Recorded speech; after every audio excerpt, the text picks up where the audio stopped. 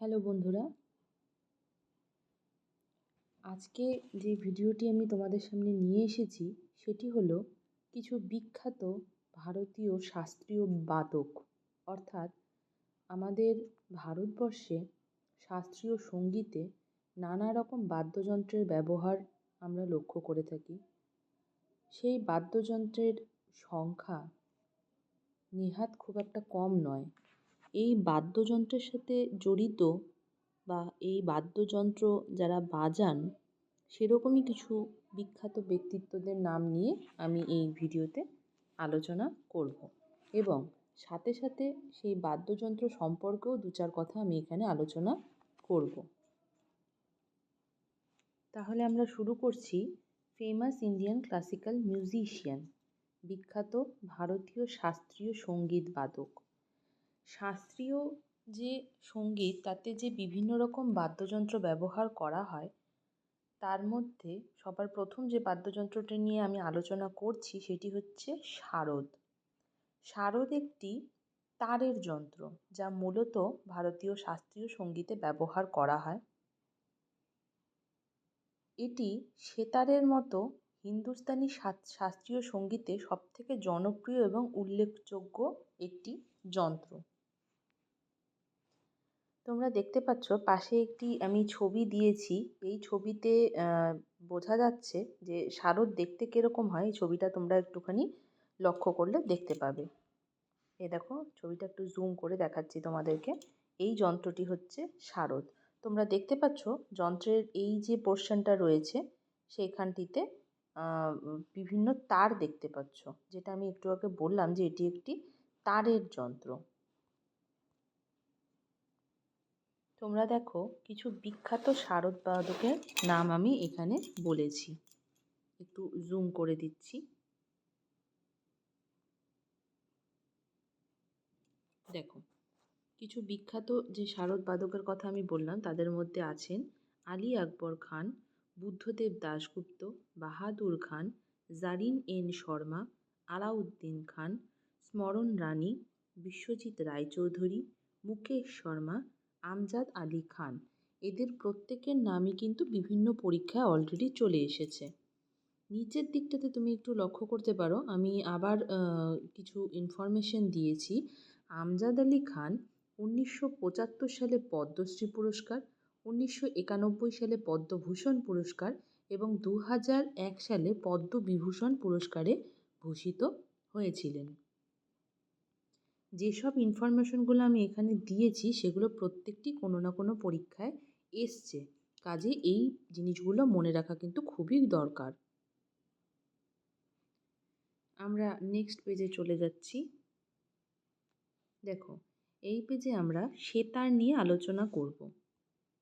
দেখো এখানে কি বলা আছে, বিশ্বের সবচেয়ে পরিচিত ভারতীয় উপমহাদেশীয় বাদ্যযন্ত্র সেতার যন্ত্রটি সারা বিশ্বে সবথেকে বেশি পরিচিত একটি যন্ত্র। এটি অনেকাংশে তানপুরার ন্যায় দেখতে।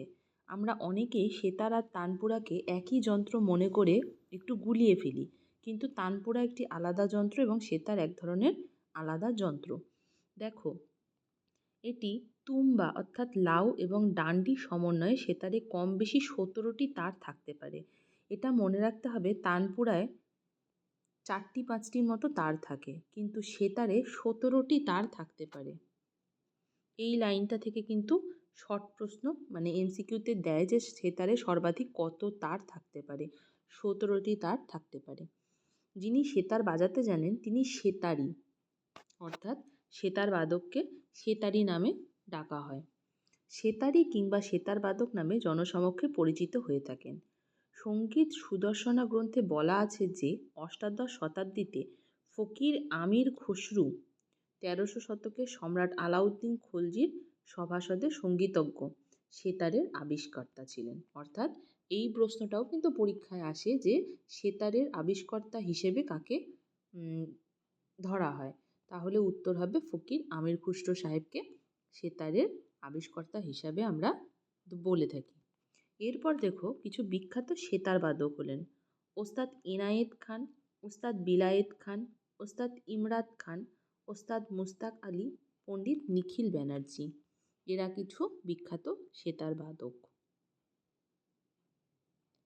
এই সেতার সম্পর্কে আরেকটি তথ্য তোমাদের দিয়ে রাখি। এই যে ছবিটা দেখতে পাচ্ছ, ছবিতে যে গোলাকার অংশটা রয়েছে, নিচের দিকের যে গোল অংশটা রয়েছে, এই অংশটাকে বলা হয় তুম্বা, এবং ওপরের দিকে যে লম্বা ডানটির মতো অংশটা রয়েছে, এটাকে বলা হচ্ছে ডানটি।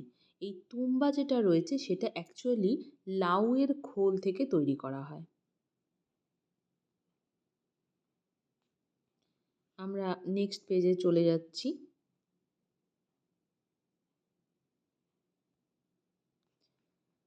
তোমরা আগের পেজে যেটা দেখলে যে সেতারের কিছু বাদকের আমি নাম বললাম, পরের পেজে আরও কিছু সেতার বাদকের নাম এখানে দেওয়া রয়েছে। ঠিক আছে, তাহলে কার কার নাম আছে আমরা দেখে নিচ্ছি। ওস্তাদ আব্দুল হালিম জাফর খান, ওস্তাদ খুরশিদ খান, পার্থ সারথী, ডক্টর চন্দ্রকান্ত স্যার দেশমুখ, বুধাদিত্য মুখার্জি, নিশাত খান, ইরশাদ খান, শহীদ পারভেজ, সঞ্জয় বন্দ্যোপাধ্যায়, অঞ্জন চট্টোপাধ্যায়, অনুষ্কা শঙ্কর, উমাশঙ্কর মিশ্র ভট্টাচার্য, হরশঙ্কর ভট্টাচার্য, শহীদ পারভেজ, পণ্ডিত রবিশঙ্কর। এবার নিচে দেখো, পণ্ডিত রবিশঙ্কর সম্পর্কে আমি কিছু তথ্য দিয়েছি। কি বলেছি দেখো, 1999 সালে তিনি ভারতরত্ন পুরস্কারে ভূষিত হয়েছিলেন। 2000 সালে ফরাসি সর্বোচ্চ সিভিলিয়ান অ্যাওয়ার্ড লিজিয়ন অফ অনার্সে তাকে ভূষিত করা হয়, এবং সবার শেষে 2001 সালে রানী তৃতীয় এলিজাবেথ তাকে অনারারি নাইটহুড উপাধিতে ভূষিত করে থাকেন। আমরা পরের পেজে চলে যাচ্ছি। দেখো, রুদ্রবীণা। রুদ্রবীণা অনেকটা তানপুরারই একটা বলতে পারো টাইপ, কিন্তু এর আকৃতি এবং চেহারা অনেকটা আলাদা রকম, দেখতেই পাচ্ছ তোমরা। ঠিক আছে, এবার দেখছি রুদ্রবীণাতে কি বলা রয়েছে। রুদ্রবীণা বা উত্তর ভারতে বীণা নামে এটি পরিচিত। এটি সুবৃহৎ টান টান তারের বাদ্যযন্ত্র যা হিন্দুস্তানি শাস্ত্রীয় সঙ্গীতে ব্যবহৃত হয়। এটি ভারতীয় শাস্ত্রীয় সঙ্গীতের বীণা বাদ্যযন্ত্রেরই একটি প্রকরণ। আমরা যে বীণা যন্ত্রটি, যাই হোক আমরা পরবর্তীতে আসবো বীণা যন্ত্রে, তারই একটি ভ্যারাইটি, এটি হচ্ছে একটি ভ্যারাইটি। এখানে দেখো কিছু বিখ্যাত বীণা বা রুদ্রবীণা বাদকের নাম বলা আছে। ওস্তাদ আসাদ আলী খান, ওস্তাদ শামসুদ্দিন ফিরিদি দেসাই, ওস্তাদ বাহাউদ্দিন ডাগর, জিয়া মঈনুদ্দিন ডাগর, লালমণি মিশ্র। এদের মধ্যে থেকে ডাগর পরিবারের সদস্যদের রুদ্রবীণার যে পরিচিতি সবার মাঝখানে তৈরি হয়েছে, সেটি তৈরির ক্ষেত্রে এনাদের ভূমিকা অনস্বীকার্য। নেক্সট পেজে চলে যাচ্ছি। নেক্সটে যেটি আছে সেটি হচ্ছে তবলা। আচ্ছা, তোমাদের অনেকেরই হয়তো মনে হতে পারে যে ভিডিওটি অনেকটা লম্বা হয়ে যাচ্ছে, কিন্তু কিছু করার নেই অ্যাকচুয়ালি। আমাদের দেশে এত রকমের শাস্ত্রীয় বাদ্যযন্ত্র প্রয়োগ করা হয়, সব রকম সম্পর্কে তো এখানে আলোচনা করা সম্ভব নয়, কিন্তু যেগুলো আছে তাদের মধ্যে থেকেও অনেক বিখ্যাত ব্যক্তি রয়েছেন যারা কালের পর কাল ধরে পরিচিতি লাভ করে এসছেন। কাজেই সবার নামই উল্লেখ করাটা প্রয়োজনীয়, এবং সেই জন্যই ভিডিওটা একটু বড় হয়ে যেতে পারে। আশা করি তোমরা সবাই ধৈর্য নিয়ে ভিডিওটি দেখবে। ঠিক আছে, এরপরে দেখো কি বলেছে তবলা। তবলাতে কি বলেছে, তবলা এক ধরনের 2 অংশ বিশিষ্ট আনধ্য যন্ত্র। তোমরা ছবিটা যদি একটু জুম করে দেখাই, দেখতে পাবে তবলার মধ্যে দুটো অংশ রয়েছে, দুটি পার্ট মিলে একটি তবলা তৈরি হয়ে থাকে। আচ্ছা, এরপরে কি বলছে, উপরে 2 অংশের মধ্যে 2 অংশের মধ্যে ডান হাতে বাজাবার অংশটির নাম ডাহিনা বা তবলা। ডান দিকে যেটি বাজানো হয় সেটিকে বলা হয় ডাহিনা বা তবলা, এবং বাঁ দিকে বাজাবার অংশটির নাম বায়া বা ডুগি। এই যে ছোট যেটা সরু মতো জিনিস তোমরা দেখতে পাচ্ছ সেটাকে বলা হয় তবলা, এবং যে মোটা মতো জিনিসটা রয়েছে সেটাকে বলা হচ্ছে ডুগি। আমাদের দেশে অনেক বিখ্যাত তবলাবাদক রয়েছেন, এবং আমি চেষ্টা করেছি যারা বিশেষভাবে উল্লেখযোগ্য তাদের সবার নামই এখানে বলার। আচ্ছা, যাই হোক, এই যে তবলা যেটা রয়েছে সেটি আমাদের দেশে 5টি ঘরানায় ভাগ করা হয়েছে। তবলার যে বাজানোর স্টাইল বা টেকনিক সেটাকে মূলত 5টি ঘরানার মধ্যে আমরা ভাগ করেছি। 5টি ঘরানা কী কী আছে দেখো, লখনৌ ঘরানা, এলাহাবাদ ঘরানা, দিল্লি ঘরানা, আজরারা ঘরানা, ফারুখাবাদ পাঞ্জাবের ঘরানা এবং বেনারস ঘরানা। কাজেই বুঝতেই পারছো 5টি ঘরানাতে কতজন তবলাবাদক আমাদের দেশে থাকতে পারে। আমরা নেক্সট পেজে চলে যাচ্ছি। নেক্সট পেজে দেখতে পাচ্ছ তবলাবাদকের নাম দেওয়া রয়েছে, কিছু বিখ্যাত তবলাবাদকের নাম। পণ্ডিত রাম সহায়, বেনারস ঘরানার প্রতিষ্ঠাতা। ওস্তাদ সিদ্দার খান, ফারুখাবাদ ঘরানার। হাজি বিলায়েত খান, ফারুখাবাদ ঘরানার প্রতিষ্ঠাতা। ওস্তাদ মুনির খান, ফারুখাবাদ ঘরানা। আচ্ছা, তোমরা একটা জিনিস খেয়াল করছো, যেসব ঘরানার প্রতিষ্ঠাতার নাম এখানে আমি বলে দিয়েছি সেগুলো কিন্তু পরীক্ষায় প্রশ্নে আসে, ঠিক আছে? আর আমি একটু বেশি করেই সবার নাম দিয়েছি এবং চেষ্টা করেছি কারা কোন ঘরানা থেকে বিলং করছে সেটাও বলার, কারণ আমি একটা পরীক্ষায় দেখলাম যে সেখানে এরকম প্রশ্ন এসেছে যে বেনারস ঘরানার বিখ্যাত তবলাবাদকের নাম কি, দিয়ে 4টা অপশন দেওয়া ছিল, কাজেই আমি ঘরানাগুলোও এখানে উল্লেখ করে দিয়েছি। আচ্ছা, নেক্সট দেখো, উস্তাদ আহমদ জান থেরাকুয়া, ফারুখাবাদ ঘরানার। পণ্ডিত কণ্ঠে মহারাজ, বেনারস ঘরানার। পণ্ডিত শামতা প্রসাদ, বেনারস ঘরানা। পণ্ডিত অনোখেলাল মিশ্র, বেনারস ঘরানা। উস্তাদ কিয়ামতুল্লাহ খাঁ, উস্তাদ নিসার হুসেন খাঁ। পণ্ডিত কিষণ মহারাজ, বেনারস ঘরানা। উস্তাদ আল্লাহ রাখা, পাঞ্জাব ঘরানা। পণ্ডিত শারদা সাহায়, বেনারস ঘরানা। পণ্ডিত বিশ্বনাথ বোস, বেনারস ঘরানা। পণ্ডিত কুমার বোস, বেনারস ঘরানা। পণ্ডিত পুরন মহারাজ, বেনারস ঘরানা। জ্ঞান প্রকাশ ঘোষ, ফারুখাবাদ ঘরানা। নেক্সট পেজে যাচ্ছি। দেখো, শঙ্কর ঘোষ, ফারুখাবাদ ঘরানার। সন্দীপ ঘোষ, লতিফ খান, বিক্রম ঘোষ, ফারুখাবাদ ঘরানার। সুখবিন্দর সিং, পণ্ডিত যোগেশ শামসি, পাঞ্জাব ঘরানা। উস্তাদ জাকির হোসেন, পাঞ্জাব ঘরানার। এদের মধ্যে সবথেকে বিখ্যাত যদি কাউকে বলা হয় তিনি হলেন উস্তাদ জাকির হোসেন। জাকির হোসেন শুধু দেশে নয় বিদেশেও সমানভাবে খ্যাতি অর্জন করেছেন। আচ্ছা, এবার নিচের দিকে একটু খেয়াল করো কি বলে দিয়েছি আমি। জাকির হোসেনের পণ্ডিত উস্তাদ জাকির হোসেন যেসব পুরস্কারগুলো পেয়েছিলেন: 1988 সালে পদ্মশ্রী পুরস্কার পেয়েছেন, 2002 সালে পদ্মভূষণ পুরস্কার পেয়েছেন এবং রিসেন্ট 2023 সালে পদ্মবিভূষণ পুরস্কার পেয়েছেন। তোমরা সবাই জানো কারেন্ট অ্যাফেয়ার্স হিসেবে এই সব জাতীয় প্রশ্নগুলো কিন্তু পরীক্ষায় আসার সম্ভাবনা প্রবল, যেগুলো রিসেন্ট কিছু বছরের মধ্যে সংঘটিত হয়েছে। কাজে এই পয়েন্টটা কিন্তু পরীক্ষার জন্য বিশেষভাবে উল্লেখযোগ্য। আমরা নেক্সট পেজে চলে যাচ্ছি। মৃদঙ্গম।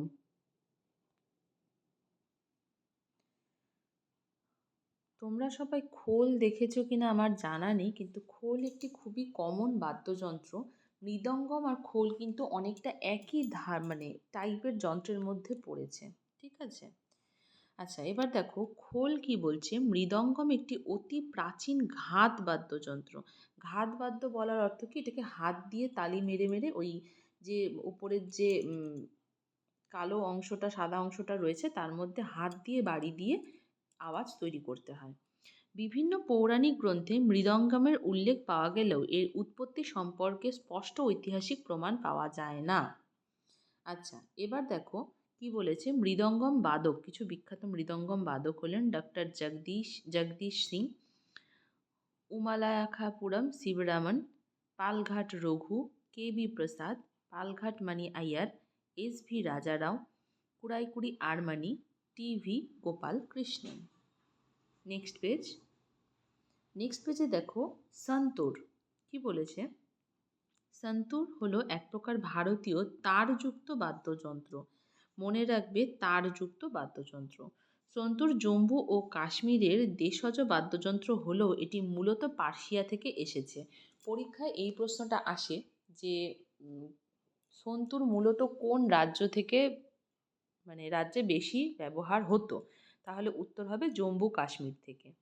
সন্তুর সাধারণত ট্র্যাপিজিয়াম আকৃতির একটি বাদ্যযন্ত্র, যেখানে প্রায় 72টি তার থাকে। এই লাইনটা থেকে পরীক্ষায় প্রশ্ন আসে যে সন্তুরে কটি তার থাকে, উত্তর হবে 72টি তার থাকে। একটি বিশেষ ধরনের ছোট হাতুড়ি দিয়ে তারের ওপর আঘাত করে সুর তৈরি করা হয়। সন্তুরের তারগুলো দুটি সারিতে সাজানো থাকে। আমি যদি একটু ছবিটাকে জুম করি তোমাদের তাহলে একটু দেখতে সুবিধা হবে। দেখতে পাচ্ছ এটি হচ্ছে একটি সন্তুরের ছবি। আচ্ছা, এবার দেখে নিচ্ছি কিছু বিখ্যাত সন্তুর বাদকের নাম। ভজন সপরি, এটি পরীক্ষায় অনেক জায়গায় এসেছে। ভজন সপরি উনি একজন বিখ্যাত সন্তুর বাদক। শিবকুমার শর্মা, শিবকুমার শর্মা সম্পর্কে দেখো বলে দিয়েছি কি, উনি 1986 সালে সঙ্গীত নাটক একাডেমি পুরস্কার পেয়েছিলেন। 1991 সালে পদ্মশ্রী পুরস্কারে সম্মানিত হয়েছিলেন। Next page. নেক্সট পেজে দেখো আছে সারেঙ্গি। সারেঙ্গিতে, আচ্ছা এবার দেখে নিচ্ছি সারেঙ্গি সম্পর্কে কি বলা রয়েছে। সারেঙ্গি 3 তারে নির্মিত ততযন্ত্র। আমি ছবিটাতে একটু জুম করে দেখাচ্ছি। সারেঙ্গিতে দেখো কালো কালো দেখতে পাচ্ছ, 3টে মাত্র তার থাকে। ঠিক আছে। আচ্ছা, এবার কি বলেছে, প্রাচীনকালে এতে ভারতবর্ষের ঐতিহ্যবাদী সঙ্গীতে তথা পাঞ্জাবি লোকসঙ্গীত, রাজস্থানী লোকসঙ্গীত, এই লাইনগুলো থেকে কিন্তু পরীক্ষায় প্রশ্ন আসে। এ দেখো পাঞ্জাবি লোকসঙ্গীত, রাজস্থানী লোকসঙ্গীত, সিন্ধি লোকসঙ্গীত এবং বড় লোকসঙ্গীতে পাকিস্তান, দক্ষিণ ভারত ও বাংলাদেশে এই যন্ত্রের ব্যবহার হয়ে আসছে। এই লাইনগুলো থেকে কিন্তু পরীক্ষায় প্রশ্ন আসে। এবার দেখে নিচ্ছি কিছু বিখ্যাত সারেঙ্গি বাদকের নাম। আব্দুল লতিফ খান, অরুণা নারায়ণ, আশিক আলী খান, কমল সাবরি, গুলাম আলী, ধ্রুব ঘোষ, ওস্তাদ ফাইয়াজ খান, ভারতভূষণ গোস্বামী, মঈনুদ্দিন খান। Next page. আচ্ছা, নেক্সট পেজে আরও কিছু সন্তুর বাদকের নাম বলা রয়েছে, সারেঙ্গি বাদকের নাম বলা রয়েছে, দেখে নিচ্ছি। মননমণি, রমেশ মিশ্র, রামনারায়ণ, সাবির খান, সবরি খান, সিদ্দিকী আহমেদ খান, সুহেল ইউসুফ খান, ওস্তাদ সুলতান খান, হর্ষনারায়ণ, ওস্তাদ বিন্দা খান। এদের মধ্যে এই যে ওস্তাদ বিন্দা খান, ইনি কিন্তু আমাদের দেশের বাসিন্দা নন, ইনি পাকিস্তানের বাসিন্দা। Next page. এরপর আছে দেখো সানাই। সানাই এক প্রকারের বাদ্যযন্ত্র। কি বলেছে, সানাই এক প্রকারের বাদ্যযন্ত্র। এটি দেখতে অনেকটা ধুতরা ফুলের মতো। আমি যদি ছবিটাতে একটু জুম করি, এই যে ছবিটা দেখতে পাচ্ছ আশা করি, এটি অনেকটা ধুতরা ফুলের মতো দেখতে। আচ্ছা, ওপরের দিকে চিকন, নিচের দিকে ক্রমশ চওড়া হচ্ছে, লম্বায় 1.5 ফুটের মতো, এর লম্বা 1.5 ফুটের মতো হচ্ছে। লোকবাদ্য সানাই বর্তমানে রাগ সঙ্গীত যন্ত্র হিসেবে অত্যন্ত জনপ্রিয়। সানাই মঙ্গল বাদ্য নামেও পরিচিত। আমাদের বিশেষ কিছু কমিউনিটিতে বিয়ের ক্ষেত্রে সানাই যন্ত্রের ব্যবহার লক্ষ্য করা যায়। আচ্ছা, সানাই বাদক, কিছু বিখ্যাত সানাই বাদক হলেন আলী আহমেদ হোসেন, রামকৃষ্ণ চৌধুরী, বাগেশ্রী কামার, ইনি একমাত্র মহিলা বাদক। এটা মনে রাখতে হবে, বাগেশ্রী কামার দেশের একমাত্র মহিলা সানাই বাদক। আচ্ছা, তারপর আছে দয়াশঙ্কর জগন্নাথ, বিসমিল্লাহ খান। এদের মধ্যে বিসমিল্লাহ খান বিশেষভাবে উল্লেখযোগ্য। উনি 1961 সালে পদ্মশ্রী পুরস্কার পেয়েছিলেন, 1968 সালে পদ্মভূষণ পুরস্কার পেয়েছিলেন, 1980 সালে পদ্মবিভূষণ পুরস্কার পেয়েছিলেন এবং 2001 সালে ভারতরত্ন পুরস্কার পেয়েছিলেন। বুঝতেই পারছো তিনারা কত বছর ধরে এই যন্ত্র বাজিয়ে আসছেন, কাজেই বাদকের সংখ্যাটা একটু বেশি হওয়া খুবই স্বাভাবিক। পরের পেজে চলে যাচ্ছি।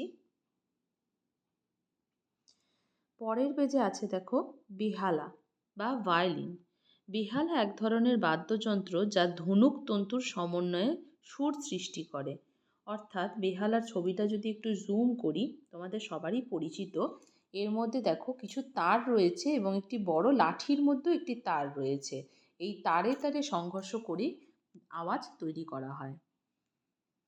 এবার দেখে নিচ্ছি কিছু বিখ্যাত বেহালা বাদক। এম.এস. গোপালকৃষ্ণন, ভি.জি. যোগ, এন.আর. মুরলীধরন, এম. চন্দ্রশেখরন, শ্রীমতী এম. রাজন, লালগুড়ি জয়রামন, গোবিন্দ স্বামী পিল্লাই। Next page. নেক্সট যে বাদ্যযন্ত্রটি রয়েছে সেটি হচ্ছে বাঁশি। বাঁশি হলো এক ধরনের সুশিস অর্থাৎ ফুৎকার বা ফু দিয়ে বাজানো যায় এমন একটি বাদ্যযন্ত্র। বাংলায় বাঁশিকে মুরলি, মোহনবাঁশি, মোহনবাঁশি, বংশী অথবা বাঁশরিও বলা হয়ে থাকে। বাঁশির পাশ্চাত্য সংস্করণের নাম হচ্ছে ফ্লুট, অর্থাৎ ইংরেজিতে বাঁশিকে বলা হয় ফ্লুট। ভারতীয় উপমহাদেশে বেশিরভাগ ক্ষেত্রে বাঁশি তৈরিতে তরলা বাঁশ ব্যবহার করা হয়ে থাকে। আচ্ছা, আমাদের দেশে যেসব বাঁশি আমরা প্রচলন লক্ষ্য করে থাকি তাদের মধ্যে যে বাঁশিগুলো উল্লেখযোগ্য সেটি হচ্ছে সরল বাঁশি, আড় বাঁশি, টিপরাই বাঁশি, সানাই বাঁশি, ভিন বাঁশি এবং মোহন বাঁশি। Next page. এখানে কিছু বিখ্যাত বাঁশি বাদকের নাম দেওয়া রয়েছে, দেখো। পণ্ডিত হরিপ্রসাদ চৌরাসিয়া, এন রামানি, ইনি বেনু বাঁশি বাজান, পান্নালাল ঘোষ, টি আর মহালিঙ্গম, রাজেন্দ্র প্রসান্না, বি কুঞ্জমণি, এন নীলা, রাজেন্দ্র কুলকার্নি। এদের মধ্যে সবথেকে বেশি কিন্তু হরিপ্রসাদ চৌরাসিয়ার নাম দিয়ে পরীক্ষায় প্রশ্ন আসে। Next page. পাখোয়াজ। দেখো কি বলেছে, পাখোয়াজ ভারতীয় উপমহাদেশে সঙ্গীতে ব্যবহৃত এক প্রকার চর্মাচ্ছাদিত তাল রক্ষাকারী বাদ্যযন্ত্র। এটি একটি শাস্ত্রীয় বাদ্যযন্ত্র। পাখোয়াজের দুইটি মুখ আছে, এর একটি মুখ অন্যটির তুলনায় সামান্য বড় হয়। কোলের ওপর নিয়ে বাম হাতে বড় মুখ এবং ডান হাতে ছোট মুখটি বাজানো হয়। আমি একটু ছবিটা জুম করছি, এই যে দেখতে পাচ্ছ একটা সাইড একটু ছোট, একটা সাইড একটু বড় হয়, গোল আকৃতিটা। এটাকে কোলের মধ্যে নিয়ে বাজানো হচ্ছে, ঠিক আছে। এটি গুরুগম্ভীর শব্দ সৃষ্টি করে, অর্থাৎ মনে রাখতে হবে পাখোয়াজ থেকে যে শব্দটা তৈরি হচ্ছে সেটি একটি গম্ভীর সুর তৈরি করছে। মূলত শাস্ত্রীয় সঙ্গীতে এর ব্যবহার হলেও ধ্রুপদ বা ধ্রুপদাঙ্গের গানের সকল তালেই এই যন্ত্র বাজানো হয়। কিছু বিখ্যাত পাখোয়াজ বাদক হলেন টোটারাম শর্মা, ওস্তাদ রহমান খান, গোপাল দাস, অযোধ্যা প্রসাদ, বাবুরাম শঙ্কর পাগল দাস। Next page. নেক্সট পেজে রয়েছে বীণা। আমি তোমাদের ভিডিওর প্রথম দিকেই বলেছিলাম বীণার কথা, এই সেই বীণা। একটু ছবিটা আমি বড় করে তোমাদের দেখিয়ে দিচ্ছি, এই যে হচ্ছে আমাদের বীণা।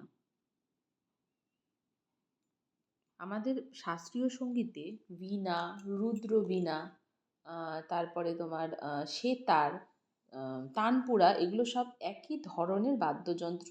কিছু একটু পরিবর্তন বা আকারের বা তারের সংখ্যার পরিবর্তনের ওপর নির্ভর করে এদের নামকরণ করা হয়ে থাকে। দেখো কি বলেছে, বীণা ভারতীয় উপমহাদেশের বিভিন্ন তৎযন্ত্র নিয়ে গঠিত। অনেক আঞ্চলিক নকশায় বীণার বিভিন্ন নাম রয়েছে, যেমন আমি একটু আগেই বললাম আঞ্চলিক নকশায় বিভিন্ন রকম নাম রয়েছে, যেমন রুদ্র বীণা, সরস্বতী বীণা, বিচিত্র বীণা এবং অন্যান্য। এটি ভারতীয় শাস্ত্রীয় সঙ্গীতের জনপ্রিয় যন্ত্র এবং ভারতীয় সংস্কৃতিতে শিল্প ও শিক্ষায় হিন্দু দেবী সরস্বতীর মূর্তিবিদ্যায় অন্তর্ভুক্তির মাধ্যমে এটিকে সম্মান করা হয়েছে। আমরা সকলেই জানি দেবী সরস্বতীর হাতে বীণা থাকে। বীণাকে সবচেয়ে প্রাচীন বাদ্যযন্ত্র বলা হয়ে থাকে, এই লাইনটি গুরুত্বপূর্ণ, বীণাকে সবথেকে প্রাচীন বাদ্যযন্ত্র বলা হয়ে থাকে।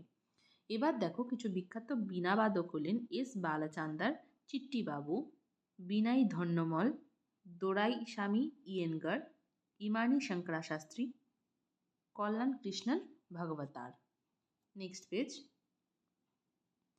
নেক্সট পেজে দেখো প্রথমেই রয়েছে ম্যান্ডেলিন। ম্যান্ডেলিন কি বলছে, ম্যান্ডেলিন এক প্রকারের বাদ্যযন্ত্র।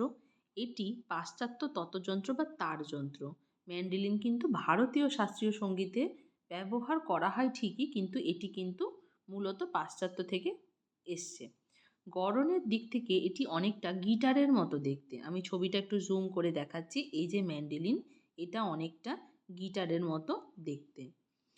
কয়েকজন কি বলছে, এতে 4 বা 5 জোড়া তার থাকে। ম্যান্ডেলিনে তারের সংখ্যা কত, 4 বা 5 জোড়া, ঠিক আছে।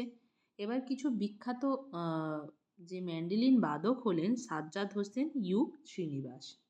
তারপরে যে বাদ্যযন্ত্র রয়েছে সেটি হচ্ছে ঘটম। ছবিটা একটু দেখো, অনেকটা মাটির হাঁড়ির মতো দেখতে, এটিকে বলা হয় ঘটম। দেখে নিচ্ছি কি বলা আছে। ঘটম পাকিস্তান ও ভারতের অন্যতম প্রাচীন তাল বাদ্যযন্ত্র। এটি একটি সরু মুখের মাটির পাত্র। তামিলনাড়ুর মাদুরাইয়ের কাছে অবস্থিত মানামাদুরাইতে ঘটমগুলি বেশিরভাগ তৈরি করা হয়। এই লাইনটা থেকে প্রশ্ন আসে, ঘটম সবথেকে বেশি তৈরি করা হয় কোথা থেকে? তামিলনাড়ুর মাদুরাইয়ের কাছে অবস্থিত মানামাদুরাইতে।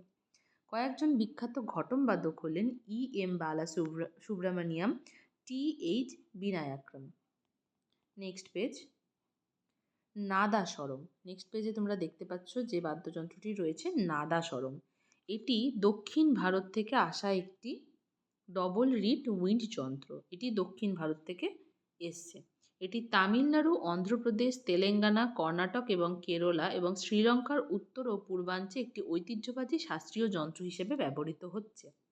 দক্ষিণ ভারতীয় সংস্কৃতিতে নাদাস্বরমকে অত্যন্ত শুভ বলে মনে করা হয় এবং এটি দক্ষিণ ভারতীয় ঐতিহ্যের প্রায় সমস্ত হিন্দু বিবাহ এবং মন্দিরে বাজানো একটি মূল বাদ্যযন্ত্র। এটি মঙ্গলা বাদ্যম নামে পরিচিত যন্ত্রের পরিবারের একটি অংশ। আমরা সানাইয়ের ক্ষেত্রেও দেখলাম, সানাইকে মঙ্গল যন্ত্র বলা হয়। এক্ষেত্রে দক্ষিণ ভারতের নাদাস্বরমকেও মঙ্গল যন্ত্রের মধ্যেই রাখা হয়। কয়েকজন বিখ্যাত নাদস্বরম যন্ত্রের বাদক হলেন Sheikh Chinnamoula, Niruswamy Pillai, Umapathi Kandaswamy, SRD Vaidyanathan, MPN Ponnuswamy. Next page.